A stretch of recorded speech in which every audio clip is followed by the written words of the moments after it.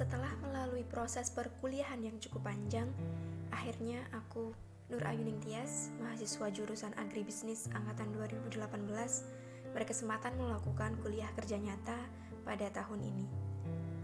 Tagline KKN Pulang Kampung masih menjadi alternatif pelaksanaan di tengah hiruk-pikuk pandemi. Tepat pada tanggal 30 Juni hingga 12 Agustus tahun 2021, kami mahasiswa Universitas Diponegoro melaksanakan pengabdian di domisili masing-masing. Desa Pagersari secara administratif termasuk ke dalam wilayah Kecamatan Bergas, Kabupaten Semarang, Provinsi Jawa Tengah. Telah berdiri sejak tahun 1870-an dengan nama pemimpin yang diketahui saat itu bernama Drahman Sodikromo. Nama Desa Pagersari berasal dari kata pager yang bermakna pagar atau batas dan sari yang bermakna lambang kemakmuran. Dengan harapan, Desa Pagersari menjadi desa yang dipagari oleh kemakmuran. Dan kini, Desa Pagersari dipimpin oleh Bapak Rusdiono sebagai kepala desa. Di bagian utara Desa Pagersari berbatasan dengan Desa Kebugan, di sisi timur berbatasan dengan Kelurahan Mujil, di sebelah selatan berbatasan dengan wilayah Kelurahan Berkeswor, sedangkan pada sisi barat berbatasan dengan Desa Mundi. Luas wilayah desa sebesar 248 hektar yang terdiri dari pemukiman warga, sawah, tegalan, hutan rakyat, dan fasilitas lain-lain. Terbagi atas 6 dusun yaitu Dusun Kerajaan, Dusun Segeni, Dusun Kebonombo, Dusun Jelok, Dusun Silowah, dan Dusun Siroto. Dengan satuan lingkungan setempat, 8 rukun warga dan 26 rukun tetangga. Jumlah penduduk sebanyak 4.194 jiwa dengan mata pencaharian utama sebagai karyawan swasta. Terdapat 3 pendidikan formal di Desa Pagersari, yaitu TK Wahyu Widayah, SD Negeri Pagersari 1, dan SD Negeri Pagersari 2. Pendidikan agama juga tak kalah penting. Pada masing-masing dusun terdapat taman pendidikan Al-Quran karena memang mayoritas penduduk beragama Islam. Terdapat pula fasilitas tambahan untuk menunjang pendidikan dan kesehatan berupa perpustakaan desa dan 6 posyandu serta 1 puskesmas pembantu. Dari total luas wilayah, sebanyak 97 hektar merupakan lahan pertanian tanaman pangan, 10 hektar perkebunan cengkeh, dan 24 hektar adalah hutan rakyat. Peternakan rakyat dengan kepemilikan satuan hingga puluhan ekor jenis ternak ruminansia seperti kambing dan sapi juga menjadi potensi Desa Pagersari. Sejak beberapa tahun terakhir, dilakukan perbaikan kolam pemandian situ yang dibuka secara umum untuk tambahan penghasilan masyarakat setempat. Dari sisi sumber daya manusia, memiliki potensi Karang Taruna aktif pada masing-masing dusun, salah satunya Karang Taruna Mangku Alam Dusun Kebonombo. Tradisi upacara adat maupun keagamaan masih kental dijalankan pada tiap-tiap wilayah. Dusun Kebonombo sendiri juga dikenal sebagai dusun seni, di mana memiliki beberapa kesenian seperti kuda lumping, rodat, rebana, marsinden, dan orkes dangdut. Tapi tunggu, potret ini masih bisa kita temui di Desa Pagersari. Di samping potensi pertanian dan peternakan yang ada, bidang ini pula ternyata masih menyumbangkan beberapa permasalahan yang belum tertangani dengan baik. Limbah yang menumpuk menjadi sumber polutan yang mengganggu kenyamanan dan kesehatan.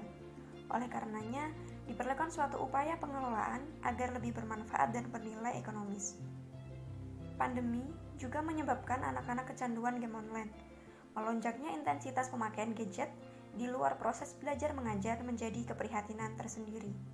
Hal ini diperparah dengan acuhnya mereka terhadap protokol kesehatan di kehidupan sehari-hari.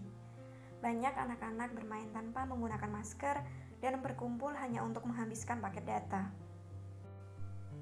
Namun, baru saja memulai, kami lagi-lagi dikejutkan dengan kebijakan PPKM Darurat Jawa Bali, di mana mengharuskan kami melaksanakan program tanpa tatap muka.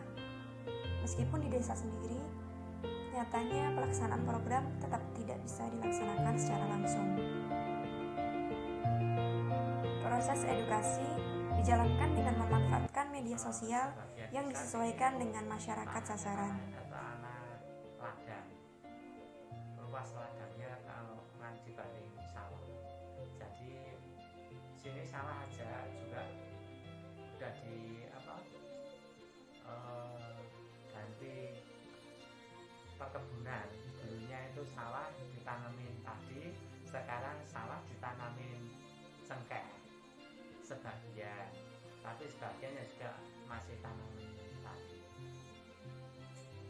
ya kacang telo gitu ya. Tapi kalau sebagian sini kendalanya air. Kalau kemarau air agak sulit, jadi udah diambilin dibawa ke ladang pakai selang dengan peralon. Jadi kalau yang di sawah malah enggak kebagian. Jadi juga dikasih peralon, malah dikasih tanaman cengkeh.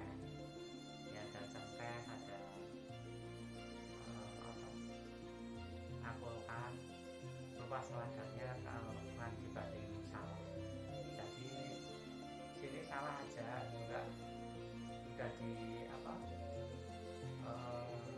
ganti perkebunan. Dulunya itu sawah ditanamin padi, sekarang sawah ditanamin cengkeh sebagian, tapi sebagiannya juga masih tanaman padi, ya kacang, kadang telo gitu ya. Tapi kalau sebagian sini kendalanya air.